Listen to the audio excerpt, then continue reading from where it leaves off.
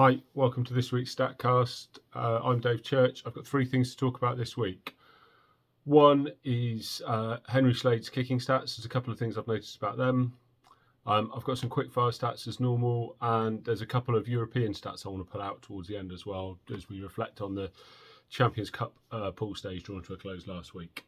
So let's talk about Henry Slade first of all. He's had a remarkable season after the World Cup's snub from the England squad. He's played some of the best rugby of his career, in my opinion. I could talk about the interceptions that have created so many tries, his general defence leadership, but I really want to look at these kicking stats today. There's a couple of there's some interesting things with Henry Slade's kicking. He's currently kicking for the season at just over 70%. So I think it's 72% for all season, if you including the Premiership Cup. However, it doesn't always fit. He's not a consistent kicker. It's not a consistent rate all the time.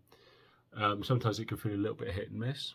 But actually, let's look at a couple of charts. And the first one I'm going to show you, this shows the comparison of Slade's kicking rate in defeats and wins for Exeter.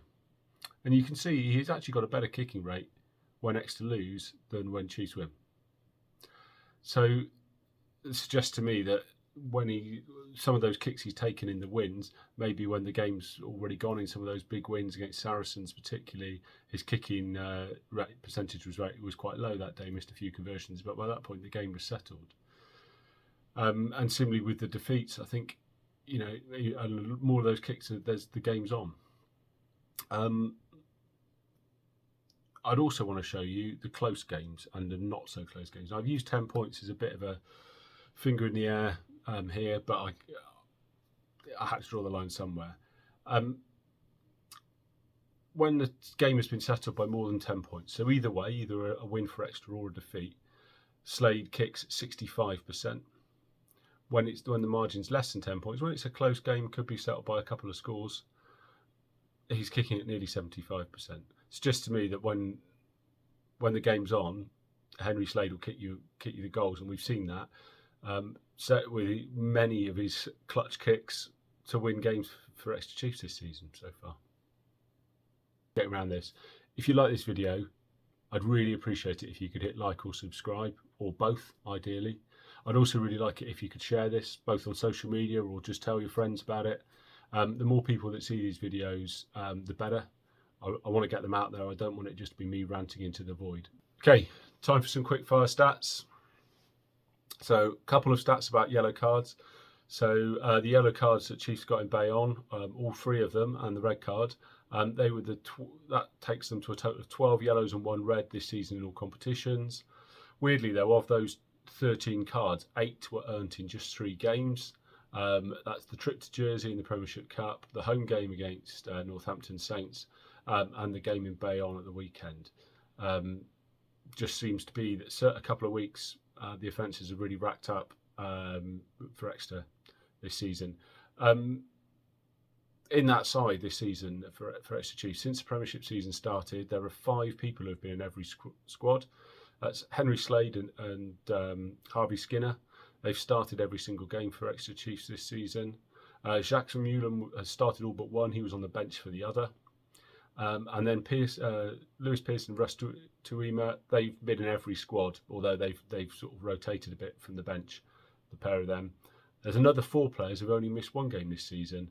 That's Tom Cairns, Ethan Roots, Ben Hammersley and Tom Wyatt, although obviously Wyatt's now going to be out for some time with his ACL.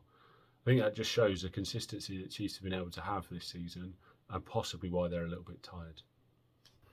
Okay, now the last thing I want to talk about today is a couple of stats from the Champions Cup so far this season that involve Exeter players. First thing I'll talk about is Dan Frost scored 3 tries in Europe this season. So that's 3 of his 5 tries for Chiefs this season. It just shows how clinical he can be, although obviously he has made some